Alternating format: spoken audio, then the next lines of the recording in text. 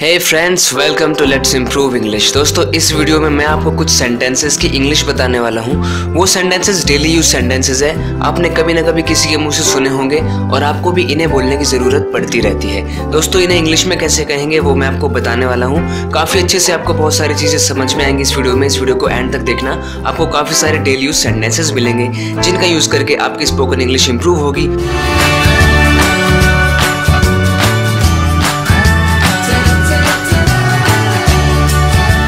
Let's improve English. लगता है कि सारी परेशानियां मेरे ही सिर पर गिर गई हैं। दोस्तों, कभी कभी आपको ऐसा लगता है ना कि लगता है कि सारी परेशानियां हमारे ही सिर पर गिर गई है, पता नहीं क्या हो गया है, एक पे एक प्रॉब्लम आ रही है। इसे इंग्लिश में कैसे कहेंगे? I think all the problems have fallen on my head. I think all the problems have fallen on my head. दोस्तों, आई थिंक में यहाँ पे इसका मतलब है मुझे लगता है। ऑल द प्रॉब्लम्स यानी सारी प्रॉब्लम्स, सारी जो परेशानियां हैं, हैव फॉलन। ये प्रेजेंट परफेक्ट टेंस है दोस्तों। प्रेजेंट परफेक्ट में हैव के साथ वर्ब की थर्ड फॉर्म आती है, हैव फॉलन। अब दोस्तों, ये हैव आया क्योंकि ये जो प्रॉब्लम्स है ये प्लूरल है। अगर यहाँ पर सिंगुलर चीज होती है तो यहाँ पर हैज आता है, और प्लूरल होती है तो हैव आता है। तो यहाँ पर हैव आया है, have fallen on my head.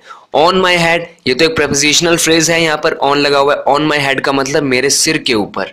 I think all the problems have fallen on my head. लगता है कि सारी प्रॉब्लम्स मेरे सिर पर गिर गई है। उनकी बातों पर ध्यान मत दो। दोस्तों, कभी कभी कोई आपको ऐसे डिस्करेज करने के लिए कुछ कुछ बातें बोलते रहते हैं, तो आपको बोला जाता है कि उनकी बातों पर ध्यान मत दो। कोशिश करो और उनकी बातों पर ध्यान मत दो। Try not to pay attention to what they are saying.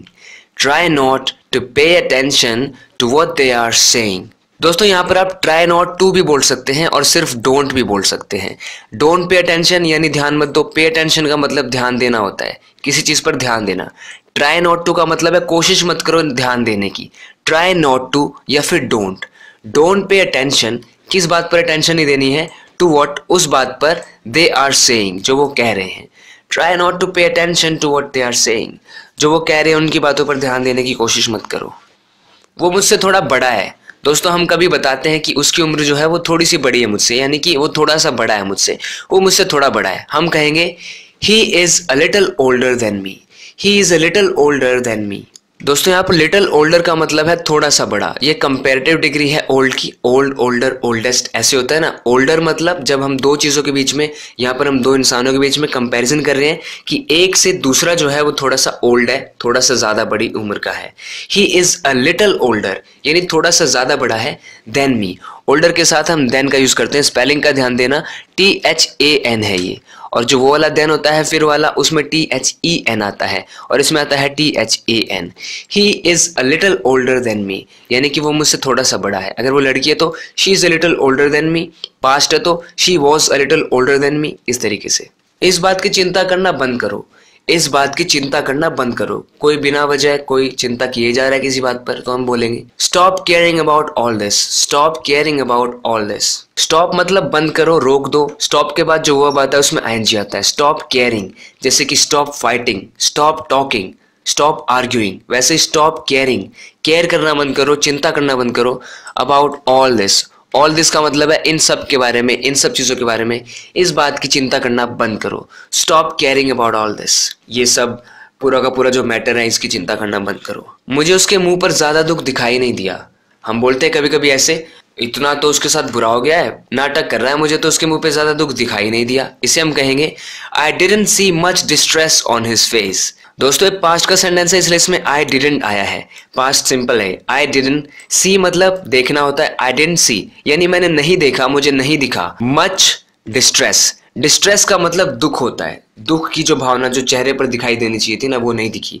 I didn't see much distress on his face यानी कि उसके फेस पर, उसके चेहरे पर। I didn't see much distress on his face. उसके चेहरे पर ज्यादा दुख तो मुझे दिखाई नहीं दिया। क्या तुम धीरे धीरे पागल हो रहे हो? धीरे धीरे पागल हो रहे हो क्या तुम? Are you gradually going mad? दोस्तों, प्रेजेंट कंटिन्यूअस का सेंटेंस है। इसमें आर यू और वर्ब के साथ ING आता है। ग्रेजुअली का मतलब होता है धीरे धीरे। ग्रेजुअली ये एक एडवर्ब है। ग्रेजुअली मतलब धीरे धीरे, और गो में ING आया है। गोइंग मैड यानी पागल होना, पागल होते जाना। Are you gradually going mad? क्या तुम धीरे धीरे पागल हो रहे हो? मुझे ढंग से याद नहीं है। दोस्तों, कभी कभी आपको कुछ ढंग से याद नहीं होता है तो आप कैसे बोलेंगे? I don't remember clearly. I don't remember clearly. दोस्तों प्रेजेंट इंडेफिनिट का नेगेटिव सेंटेंस है, सब्जेक्ट के साथ डोंट आया, आई डोंट रिमेंबर। रिमेंबर मतलब याद होना होता है, आई डोंट रिमेंबर मुझे याद नहीं है, क्लियरली यानी अच्छे से। यहाँ पर भी क्लियर एक एडवर्ब का काम कर रहा है। एडवर्ब क्या होता है? जो वर्ब के बारे में बताता है। यहाँ पर वर्ब है रिमेंबर यानी याद होना, और मुझे कैसा याद है? क्लियरली याद नहीं है, मुझे ढंग से याद नहीं है।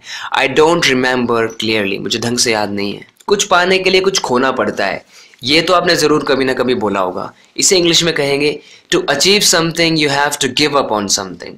To achieve something you have to give up on something.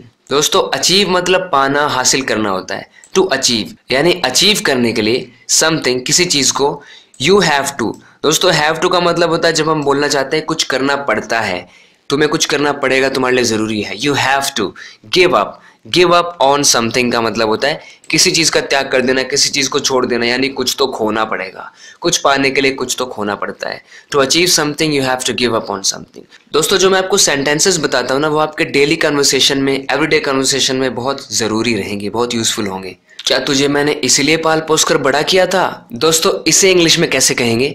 Did I raise you for this day only. दोस्तों सिंपल पास्ट का सेंटेंस है डिड आई रेज। रेज मतलब होता है बड़ा करना यानी पालन पोषण करना। डिड आई रेज यू, क्या मैंने तुझे बड़ा किया था? फॉर दिस डे, इस दिन के लिए, ओनली सिर्फ इस दिन के लिए मैंने तुझे पाल पोस के बड़ा किया था, ये मतलब निकल रहा है। दोस्तों इस ओनली के ऊपर मैंने एक अलग से वीडियो बनाई हुई है, उस वीडियो में आपको इस वर्ड का मीनिंग बहुत अच्छे से समझ में आ जाएगा। उस वीडियो का लिंक इस वीडियो के डिस्क्रिप्शन में आपको मिल जाएगा। इसे एहसान मत समझो। दोस्तों आपने किसी के लिए कुछ किया है, फिर आप बोल रहे हो नहीं इसे एहसान मत समझो, तो आप कह सकते हैं please don't consider it as a favour. दोस्तों हम रिक्वेस्ट कर रहे हैं, ढंग से पोलाइटली बोल रहे हैं, इसलिए हमने प्लीज का यूज किया है। डोंट कंसिडर, कंसिडर का मतलब समझना होता है, समझना। डोंट कंसिडर, इसे मत समझो, इसे मत समझो एज अ फेवर, एक एहसान की तरह। फेवर मतलब एहसान, जो आपने किसी के लिए कुछ अच्छा किया है। Please don't consider it as a favour, please इसे एहसान की तरह मत समझो, इसे एहसान मत समझो। दोस्तों इसी तरीके से सेंटेंसेस का ट्रांसलेशन देखते रहने के लिए और अपने इंग्लिश को इम्प्रूव करते रहने के लिए लेट्स इम्प्रूव इंग्लिश को सब्सक्राइब जरूर करना, अगर आपने अभी तक नहीं किया है तो। ओके फ्रेंड्स, बात करते हैं नेक्स्ट वीडियो लेसन में। तब तक के लिए take care and bye bye.